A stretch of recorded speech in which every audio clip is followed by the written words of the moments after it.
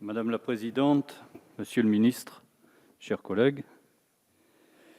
les crédits de la mission budgétaire Action extérieure de l'État sont relativement stables par rapport à la loi de finances 2020,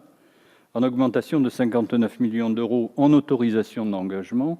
et de 66 millions d'euros en crédits de paiement. L'augmentation principale des autorisations d'engagement et en crédits de paiement de la mission vient en quasi-totalité de l'augmentation du programme 105, Action de la France en Europe et dans le monde, qui croît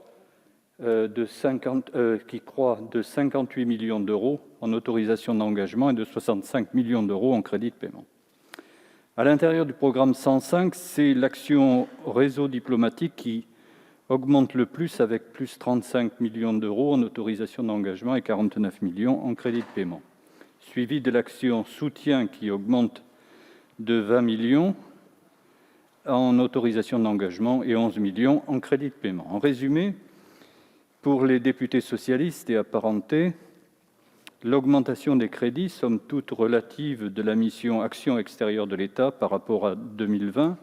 vient essentiellement de la sécurisation des emprises françaises à l'étranger, des actions immobilières et de rénovation du fonctionnement de nos ambassades. Dans le contexte post-Covid et à un moment où la France subit une forte défiance dans certaines régions du globe, il aurait vraisemblablement été plus judicieux d'envisager un effort budgétaire supplémentaire afin de maintenir notre ambition d'influence, ou selon le terme consacré, de soft power. Le ministère de l'Europe et des Affaires étrangères fait partie des ministères qui respectent le plus strictement les objectifs d'effectifs imposés chaque année par Bercy, voire parfois même en allant au-delà des objectifs définis. Cependant, tous les acteurs, et nous en convenons régulièrement au cours de nos travaux avec nos collègues de la Commission des Affaires étrangères, s'accordent pour souligner que cette logique a atteint ses limites si l'on veut maintenir le rôle et la présence française à l'étranger. Les suppressions de postes prévues dans le cadre du plan Action publique 2022 devraient, à notre sens, faire l'objet d'un moratoire en 2021 et 2022.